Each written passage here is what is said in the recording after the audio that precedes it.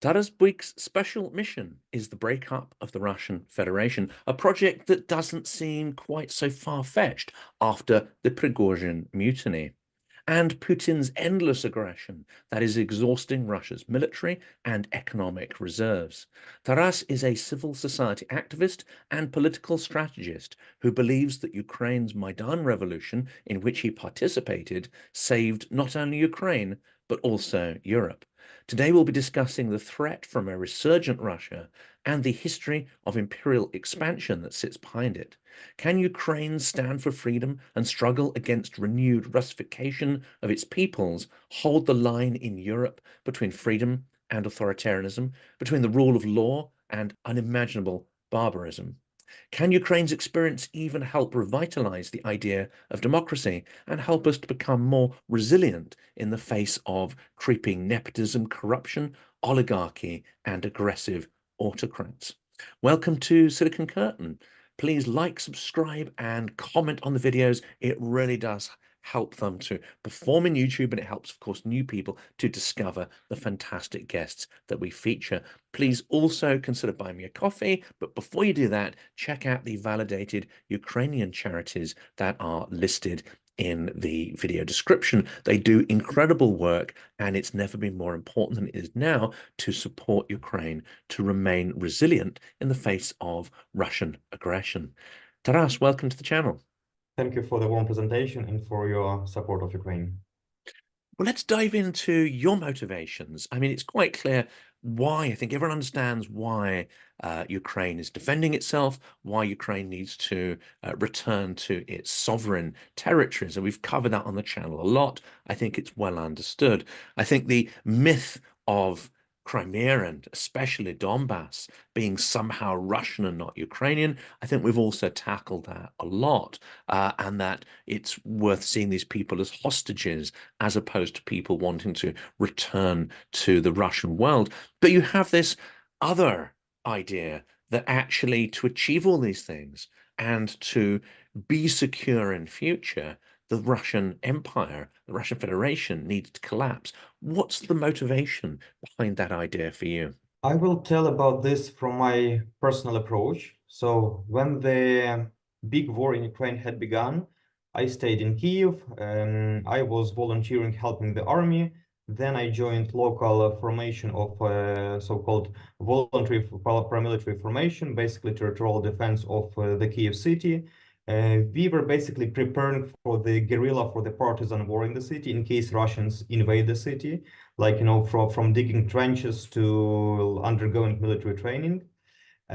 So fortunately, Russians failed to invade Kyiv, but by April, May, it was clear for me that it will be extremely difficult for Ukraine to win this war in a linear way. So we have to use some kind of asymmetric approach. This is when I learned about so-called Free Nations of PostRussia Forum, which was held, the first event was held in Warsaw on May 8 in 2022. I have decided to join it, and I like this idea. And I joined the organization committee, and we have organized many forums since then. But the main idea is that, however this war ends, if Russia remains within its current borders, sooner or later it will attack somebody again. It can be Ukraine, it can be Georgia, Armenia, who are now most likely will get out of the Russian sphere of influence. It can be one of the NATO countries. We don't know what do we expect from Russia. But the ground base is that if Russia remains within its current borders, it's only a question of time. Because, the essence of Russia is its empire. As long as it exists, it is a threat. The second idea behind this forum, these events we are organizing, is that we want to approach this problem from the win-win perspective. I mean, it can sound paradoxical because, for me as a Ukrainian, after seeing what Russians have done to my country, to wish them well, but we cannot simply, eliminate 140 million people. I mean, they will not disappear. And, if in long prospect we keep them as they are today, which is basically, with this savages culture, I would say, it will only return with they will only return to us with more wars.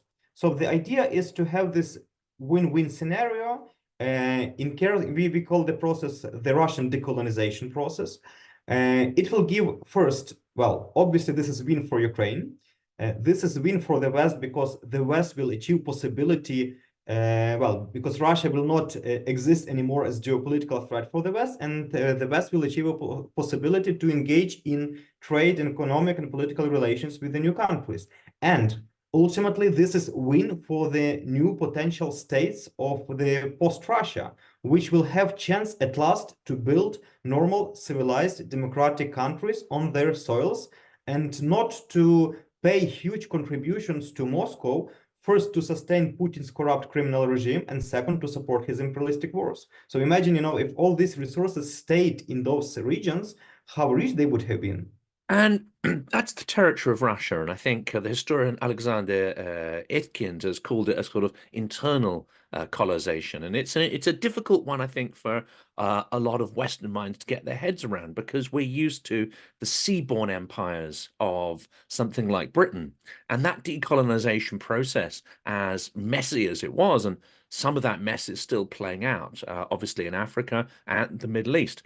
Um, Mhm. but we imagine that process taking place, and it's in some ways it's slightly easier to make that break and for the territories that are released from imperial control to regain something of their identity in a contiguous land empire such as Russia is. um, is it is the mechanics of empire far more degrading, let's say, on local cultures in order to conquer that territory? Do you not just assimilate people, but you actually have to downgrade, degrade, destroy, genocide their cultures in order to keep that entity together? This is exactly the case because the idea of our forum is to bring together representatives of those peoples, like captive nations, basically colonized people who were colonized by the Russian Empire on certain stage of the expansion of Moscow Empire then, and who are coming to traveling all around the world and telling directly to the world, my people is being destroyed. Moscow is killing my traditions, my languages, my identity. So this is something that the world doesn't know. And these people, it's not Ukrainians, it's not Westerners who are talking about them, but those are Ichkerians, Tatars, Bashkorts, and so on, who are talking about how they are being colonized. And I mean, this was quite an opening for me because, well, my background is international law, but I was starting always, Western civilization, the European integration, and so on. And it was big opening for me what is happening on the Russian soil, because since I had to engage in this topic, I made some researches. And I know people on the West don't know about this, and that's why we try to broaden this information. And even we have the situation is even much worse with the perception on so-called global South, if we may use this term. When it's only Western countries are perceived as imperialistic countries once upon a time, and Russia is often perceived as a country which is fighting the West. But the case is that it's on the contrary. Today, Russia is de facto the last empire on our planet. And Russia is colonizing other people like it's trying to colonize the Ukraine, basically, physically by force, and not vice versa. We see this. I mean, that's to look at the territory of Russia. Of course, Chechnya is an interesting one. Chechnya perhaps is more likely to break away than other regions. You've got Belarus as well, which is it's an unstable autocracy. The only thing propping it up essentially is Russian propagandists, sort of, OMON and the sort of the sheer will and violence of the Kremlin.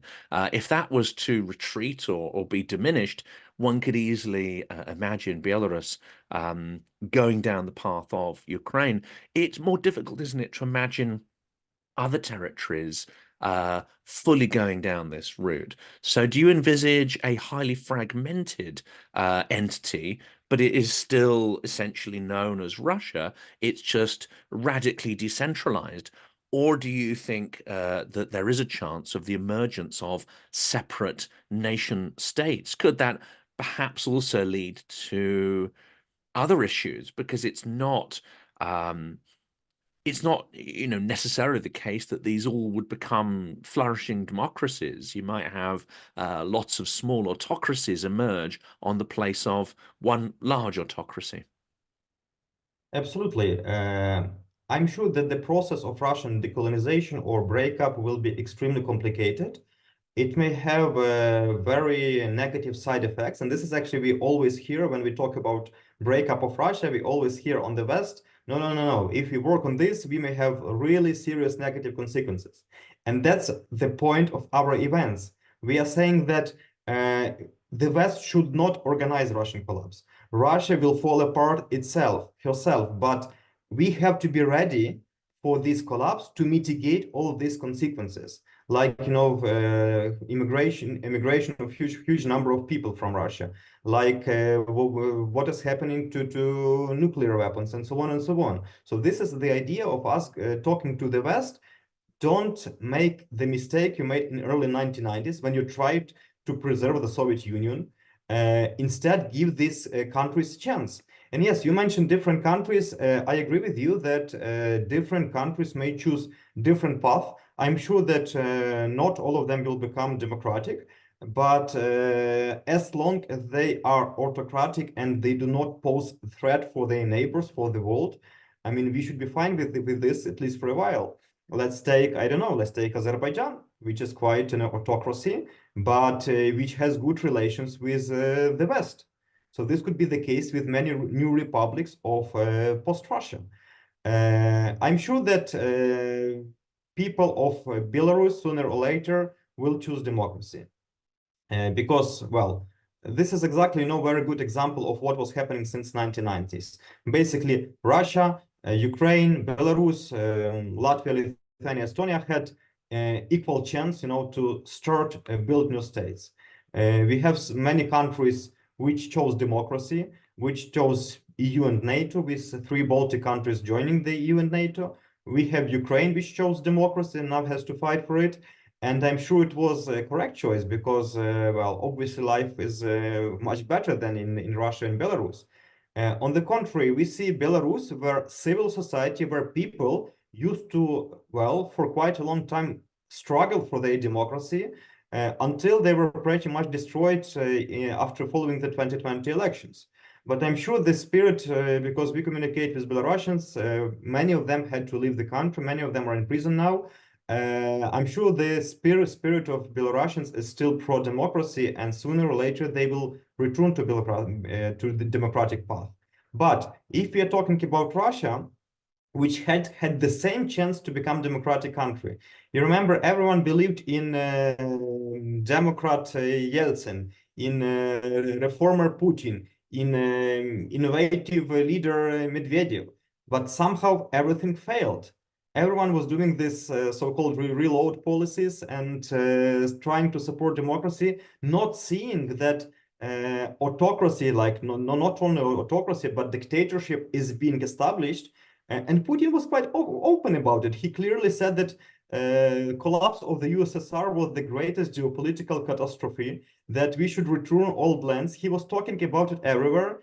And the West, well, including Ukraine, continued to trade with him, to keep relations, believing in democracy in Russia. It simply doesn't work this way. So I hope now the world realizes at last that we cannot believe in new Democrats, in new liberals on the Russian soil, as long as it's kept together. It's only countries apart who can build, if not democracies, then at least countries which can lead, which can exist as civilized neighbors with one another.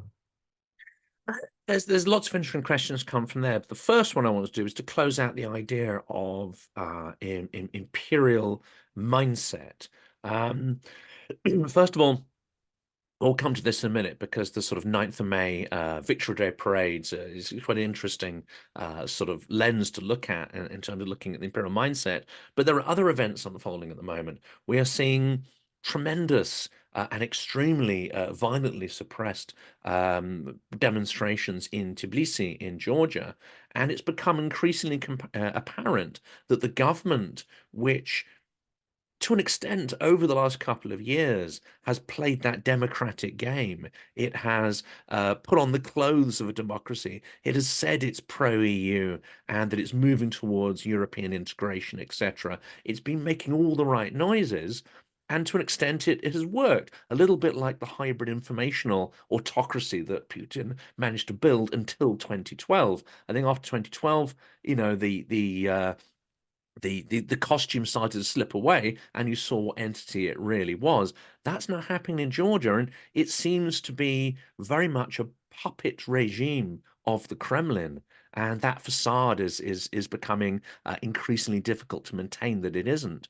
Um, do you see, as long as the Russian Empire exists on the territory of the Russian Federation, you will see it trying to interfere in other states' affairs in the former Soviet territories, both those that constituted the imperial Russian territories before 1917, and also those that formed part of the USSR, by extension, those states that are now within NATO and within the European Union. Absolutely. I mean, this was the essence of Russia. It was doing it since basically the collapse of the USSR, but I would say more since Putin came to power. I mean, his ideology was returning former Soviet countries back to Russia. Now, not anymore to Soviet countries. Yes, this could have been, some form of union, but they would be under total Russian control. And Belarus is perfect example here. De jure, they are separate countries, sovereign country with their own president, but de facto they are fully, absolutely controlled by Moscow, by Russia. And this was the aim of Putin, to keep this control over different countries, whether it's, well, I mean, Belarus is quite extreme example how it's controlled. But in Georgia, yes, they simply managed to support pro-Russian government, which, yes, pretended to be pro-European. And this is actually one of the reasons why Georgians voted for it. They did not vote it because it was pro-Russian, because they expected, they said, okay, Mikhail Saakashvili made many good reforms, but he made many mistakes, and we should choose another European country, a pro-European, pro-Western party. And this was the way the Medina Ivanishvili's team was presenting themselves, as they are pro-European, but different to Saakashvili, but they will have good relations with Russia. However, all people who were engaged in politics, they have realized that these are pro-Russian government. And today, this at last appeared. But from what I see today, there is a great chance for solving these problems, because yes, Russia remains very strong, much stronger than we would like it to be. But because of its engagement in Ukraine, because of its war on Ukraine, it cannot control by force all other republics. And we saw what happened in Azerbaijan and Armenia. I mean, the only reason why these countries had conflicts for decades is because of Russia. Russia was trying to control these countries, and by sending its forces, so-called peacekeepers. As soon as Russia became much weaker, well, there are no more Russian peacekeepers anymore. And I'm sure that sooner or later, Azerbaijan and Armenia will reach some civilized peace agreement and will have possibility to develop as a civilized neighbors. The same with Georgia. I mean, I remember very well that one of the first international partners who came to Ukraine to defend Kiev, like in physical battles, were Georgian soldiers. As a volunteer, I was helping them, like in the very first days of the war. This was a group of experienced Georgian soldiers who were fighting, in Georgia against, Russian attempts to colonize the country. And this is the example of Georgian people who are remaining pro-European, pro-Ukrainian, but who are having Georgia a pro-Russian government. And I'm sure that because of weakened Russia, they will have possibility to remove it sooner or later. We can see the protests, we can see how motivated they are, and I believe in Georgian people removing this pro-Russian government sooner or later. And an interesting question, I think, arises here, because out of all the territories that formed the core of the Russian Empire, it's only Ukraine that has been able to roll back Russification, that has been able to develop, I would say, resilience, and also build through numerous revolutions a sense of organic politics, and that, of course, is still developing. And civil society as well. Now, civil society exists in various forms, obviously, everywhere to a greater or lesser extent. But if you take it, let's say in Georgia, it's only now starting to develop perhaps some of the cohesion that we saw in Ukraine. Whether it's enough to actually sort of resist the Kremlin's control and coercion is very much an open question. But if democracy is to develop throughout the territory of the ex-USSR, what sort of qualities, what techniques, qualities, methods, and cultures that have developed in Ukraine will be required to sort of, grow and evolve in these other parts in order for their independence to actually be successful? I would single out two or maybe three such elements. First, as you have mentioned, this is strong civil society, because it was civil society in Ukraine which basically was most active during both revolutions. Yes, I mean, there were many politicians, but it was not, that some politician came and said, let's organize Maidan, and then civil society joined. On the contrary, it was civil society which organized the protests. And I remember very well that first week of the Revolution of Dignity, there were two separate Maidans, because civil society did not want to see any political party flags on the central Maidan. And that's why political parties had to stay on the European square nearby the Independence Square. Only after this massive attack on the students in late November, political Maidan and civil society Maidan have decided to join, but not under leadership of some politician. I mean, this is the essence of Ukrainian, from the Cossack times, from very old times, when we can elect on Maidan our leader. And this is what was happening during Maidan Nezalezhnosti. We did not have one political leader. We had many people who were, well, I would say, competing for the leadership, and many of whom had quite equal chances. And they were like, their popularity was changing during the Maidan. So civil society would be first element to not only to organize Maidans, but to control authorities in terms of anti-corruption efforts on national level, on local level, to elaborate even draft bills. I remember one of the best initiatives of civil society in Ukraine was establishment of so-called reanimation package of reforms. So it was a group of civil society and think tank leaders who not only were monitoring and criticizing the authorities, but they were elaborating professional bills aimed at reforming Ukraine, and then which were later approved by the parliament. So they were playing not only passive but very active role in implementing reforms. So then we remember the role of civil society during the first days of the big war, when we immediately organized and provided as much assistance as possible to the army to defend our country. Many members of civil society joined the territorial defense, to join the army. And I think, it was one of the decisive reasons why we managed to survive in the first days of the war. I mean, obviously, army was the reason number one, but support of the army from civil society, from these horizontal ties, it was hugely important. So I would say this is element number one. The second element is that other countries may use from Ukraine is decentralization. The reform which was conducted since after the Revolution of Dignity, I think it was the most successful reform in Ukraine. So the idea was, to move from the Soviet style of governance, when everything was in the country was decided by Kyiv.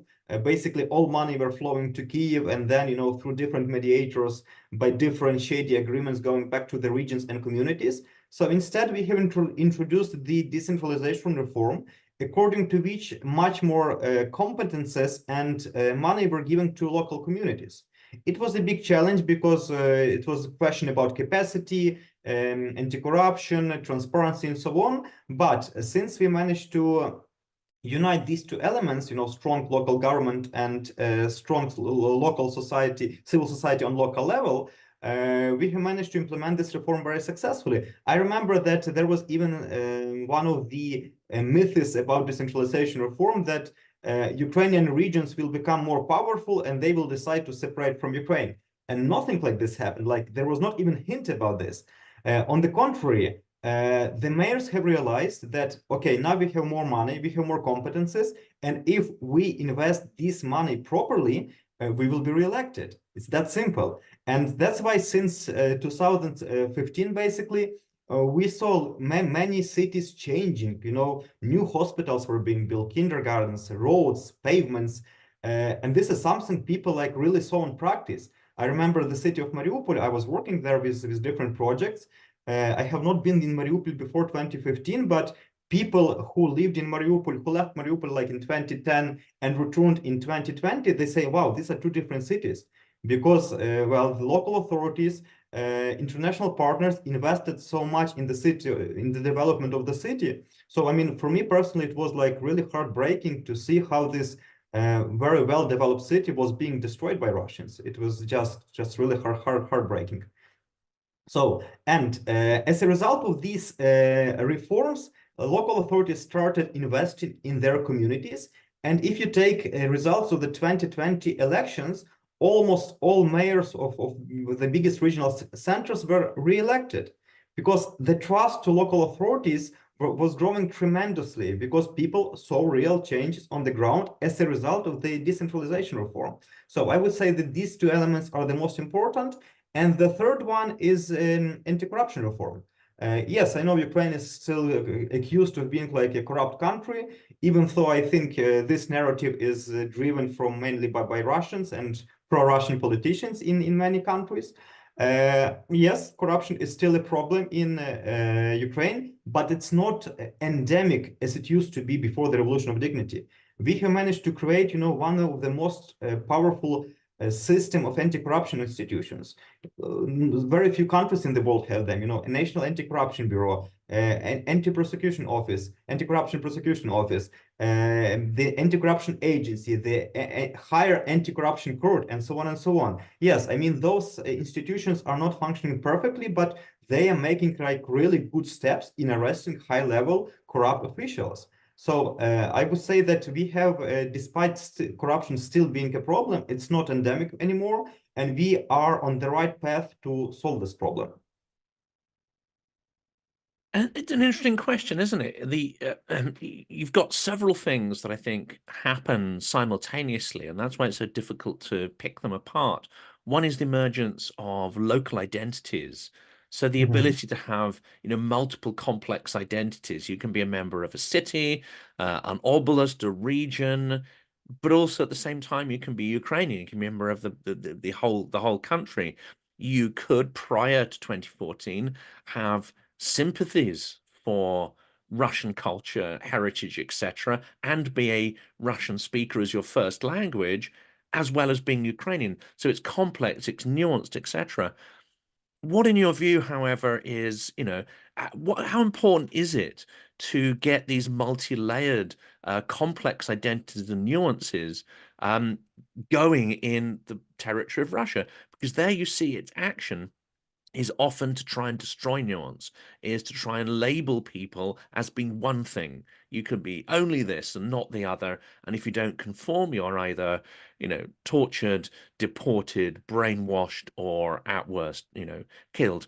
That seems to be the mechanic. It's very simplistic what they want to impose. But they do this also on the territory of both ethnic Russians and those who are the multi-ethnicities within the Russian Empire.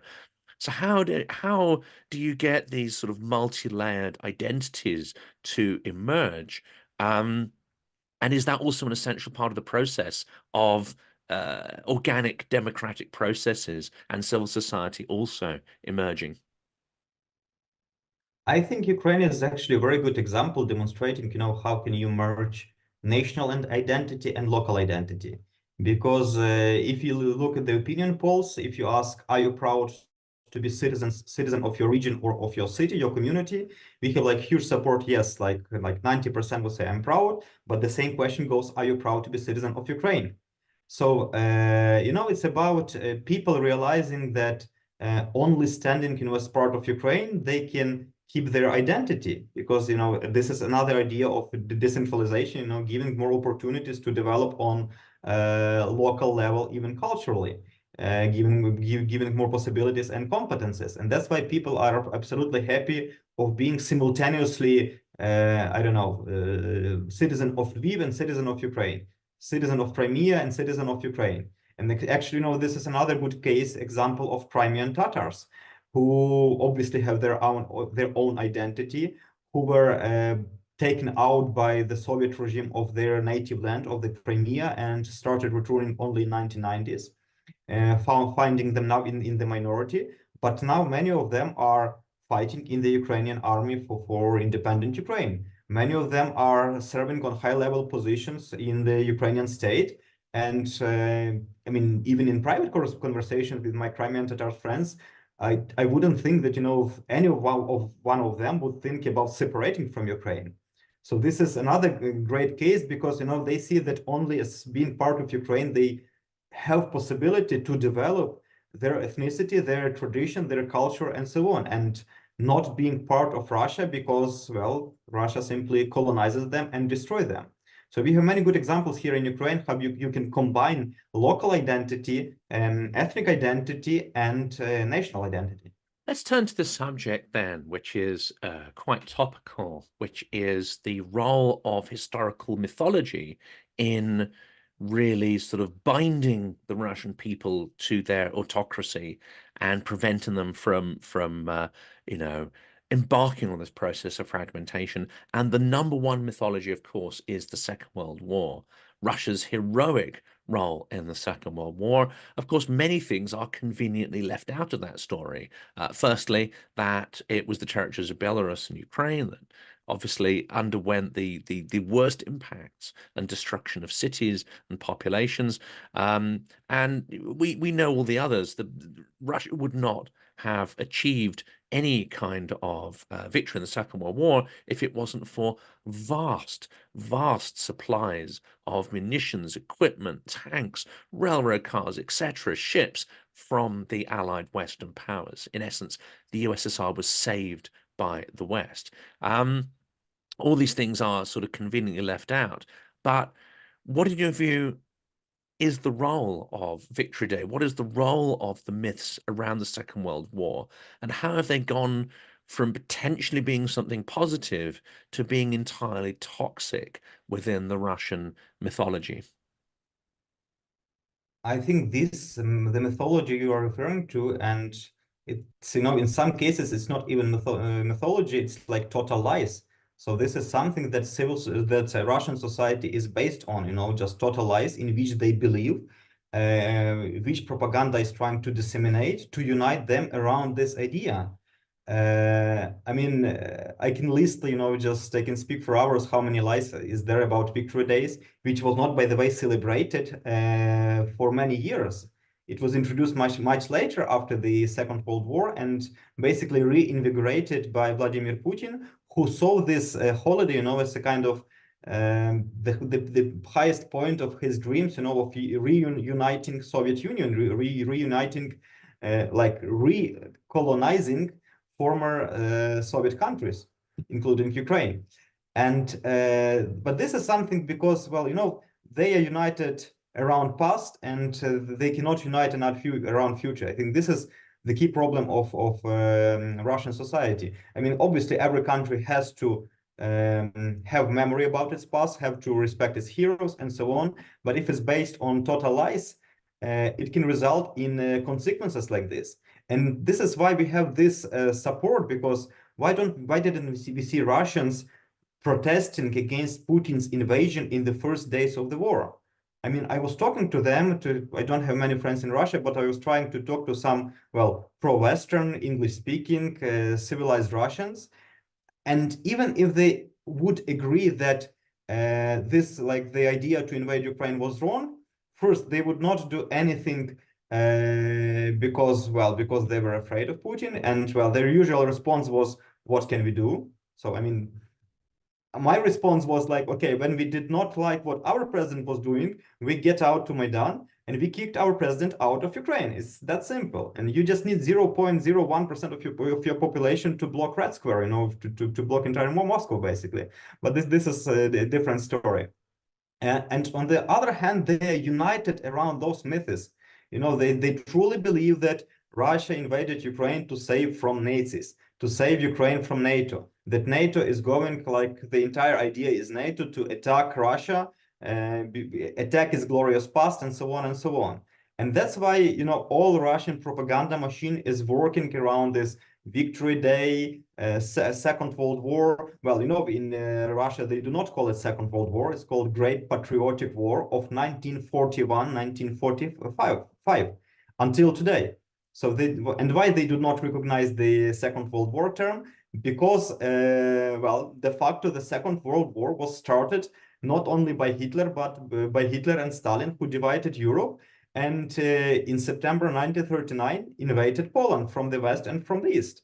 So obviously, if they talk about those two periods, I mean, they had even joint parades before 1941 of Soviet and Nazi Soviet regime and Nazi Germany. So they were simply allies who launched this war. And that's why, they even avoid the term Second World War. They only use the Great Patriotic War of 1941, 1945. I mean, this is what we were taught in school because, well, in independent Ukraine, obviously it was already different. But in Soviet times, in early 1990s, it was like we had all signs in every community. There was a monument to a memorial to Great Patriotic War of 1941, 1945. So even playing with, digits with the years, they were selling this propaganda that it's only black and white. For Russia, USSR is always white, and well, the West is very black and very Nazi. And that's why Russia has to save Ukraine from the Nazi Western regime. And that's why many Russians believe in it, because, propaganda is working 24/7 there. There's another extraordinary historical myth, and it's one that unfortunately is not challenged by very much scholarly research. There are thousands of books, of course, maybe even tens of thousands, about how the British Empire was constituted, how it came to, conquer territories, coerce, control, in some senses, collaborate often with local rulers, and just the mechanics of it, how it worked, and then obviously subsequently how it declined and slipped away. There's relatively little in comparison written about the process of eastward expansion of the Russian Empire and actually what happened to the peoples, the cultures, the indigenous peoples that were there. The myth has been created by Russia that this was a peaceful empire and that the people who live there in those territories gladly became part of its sort of civilizing process. But that belies, I think, the truth, which is likely that this was an extremely violent, repressive, and genocidal process. How is that myth to be tackled?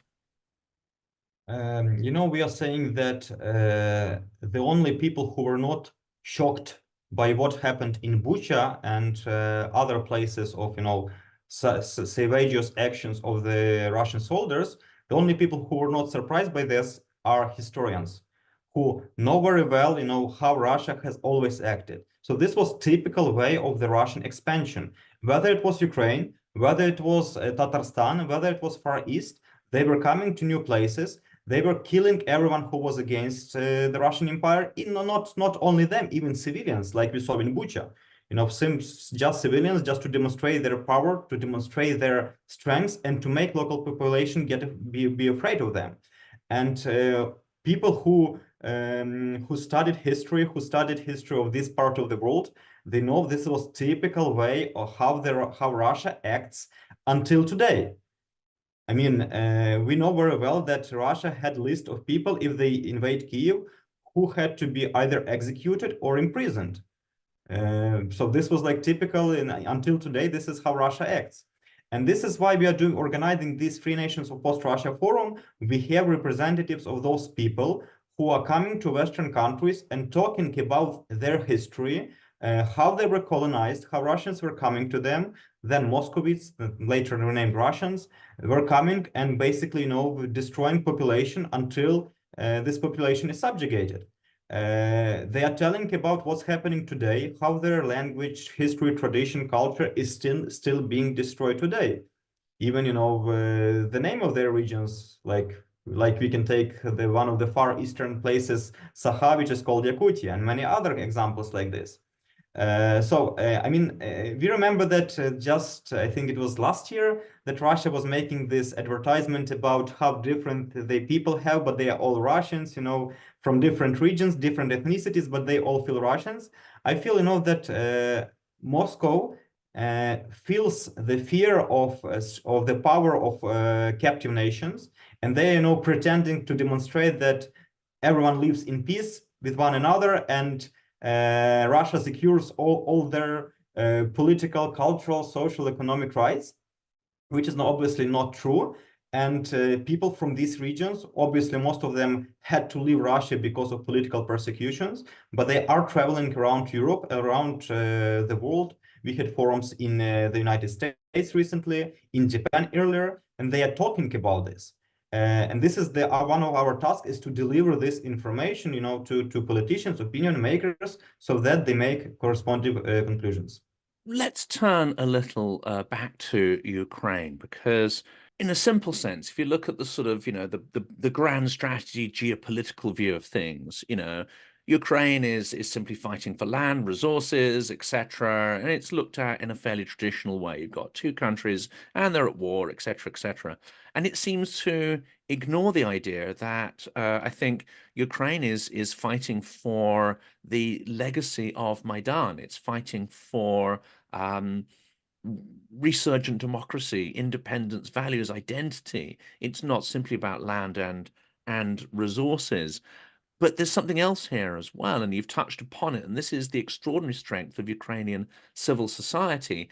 And indeed, I always think of this a little bit like a bat in a cave. It's like, you know, the bats live in close proximity, therefore viruses are incredibly virulent, and you've got this incredible arms race between the virus and the immune system of the bat that needs to fight it. It seems to me that Ukraine being positioned next to Russia is in a similar position. You've had to develop resilience on the informational front and now the military front, and in politics and against corruption and all these mechanisms that Russia deploys to exert its imperial control. In some ways, it seems that Ukraine has evolved these beyond what we actually have in our Western European societies. So what do you think, you know, do you agree with that process or that summary? And what should the West be learning? Why is it so important for Ukraine to triumph here, for the West to learn from your experience? You know, I think that the West, for so many years, had lived in normal life that they forgot that freedom is not given for granted. That's why, you know, many Westerners did not believe in the war. Many Westerners were trying to, let's say, democratize Russia, to believe in democratic Russia. And they were not understanding, they didn't understand what the freedom is about. Meanwhile, Ukrainians, well, had to fight for freedom all the time. And in the Soviet period, you know, there were mainly groups of in exile who were fighting for collapse of the Soviet Empire, just like us, you know, talking about the decolonization of the Russian Empire today. Then, since the independence of Ukraine, well, we didn't have only revolution of dignity. We had three revolutions. One of in the 1990s, which was civil society driven, by the way. The second was the Orange Revolution. Yes, it was like around being united around one leader, but it was not only about, you know, revolution for Yushchenko. He was rather a symbol of freedom, that you cannot violate our rights, you cannot steal our votes from the elections. So, but once again, it was civil society which was playing key role here. And then, of course, we had revolution of dignity, yet another civil society-driven revolution. And immediately after the fall of Yanukovych, because, well, we should remember that the war in Ukraine started not in 2022. It started in February 2014, when Yanukovych and Putin lost revolution of dignity. I mean, it was order of pro-Russian President Yanukovych to shoot people on Maidan. I mean, I was there, I saw the bodies, I was building the barricades. I was fortunate not to be one of them, but this was like the first shots of the war were there. Then the Putin invaded, when he realized that he is losing Ukraine, he is losing Yanukovych, because, you know, if he had Yanukovych under as the president of Ukraine, we would have the same, even worse scenario than in Belarus, because, you know, well, Lukashenko is an evil, but he is very smart evil, while Yanukovych was very dumb evil. And if he remained in power, Ukraine would be totally controlled by Russia. Putin wouldn't have to invade to you know, on the contrary, he would simply build up his army along with the Ukrainian army to invade later in NATO. That's why I'm telling that the Revolution of Dignity was basically saved the West from the direct confrontation with Russia. And then when we had we finished the Revolution of Dignity, this is when Putin invaded, Russia invaded in the Crimea, in the Donbass. Our army by that time was almost destroyed. We could not, you know, resist properly, but that's why we had immediately volunteer battalions going to defend the country. And then ultimately we had 2022, when we had basically to fight for our freedom. And what the West can learn is that you cannot have freedom for granted. Because, you know, quite often we hear complaints from the West that, okay, we have to pay, because of this conflict, you have to pay higher gas prices, fuel prices, and so on, and products prices.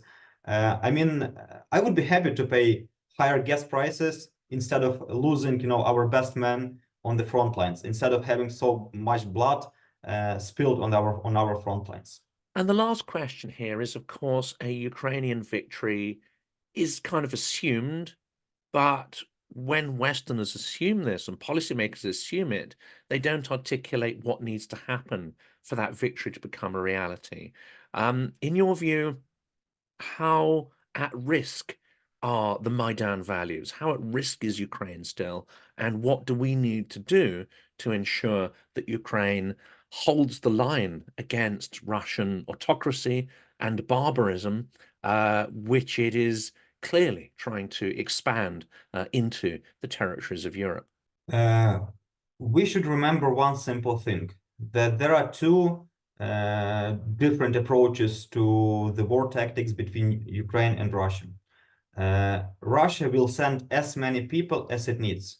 You know, we know the numbers today that up to 500,000 of Russians have been liquidated, either killed in action or wounded in their war on Ukraine.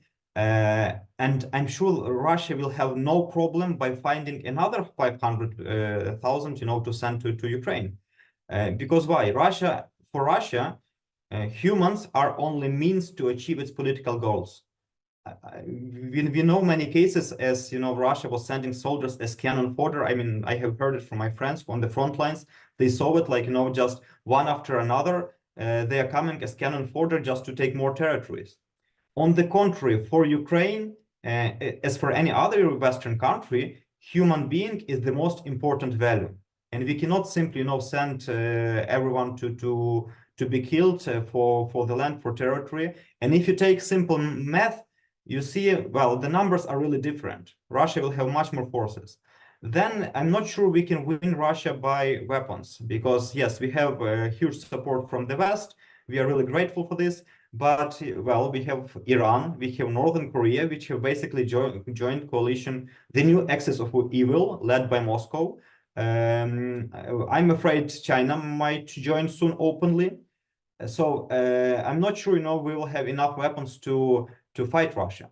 But at least, you know, the more support we have from the West, it's about, you know, you're not providing us to you know, to invade to Russia or something. You are providing weapons to us to save as many lives as possible, as many lives of Ukrainians first, and keep the war going in Eastern Ukraine, not in Eastern NATO countries. So this is the main idea. But whatever happens on the front line, I don't see any prospects, you know, to end this war in a linear way. It's only about when Russia starts, you know, begins this decolonization process, when captive nations starts fighting for their rights. So this is when it can really end. Well, Taras, it's been a tremendous pleasure speaking to you. Some of these issues, of course, are extremely hard, I think, to wrap our heads around. That's why we'll no doubt do more episodes in future to sort of drill into these in more detail. I think the mechanics of imperialism and how to work back from that and undo it is a topic which I think is important to cover again from a different angle. But thank you so much for the work you do. I'm going to provide some links to sort of various resources, including an article you've written, plus the interview you did with Joseph Lindsley. We'll put those links into the description of the video. But for today, thanks so much for appearing on Silicon Curtain. Thank you so much. The pleasure was mine. Slava Ukraini. Героям слава.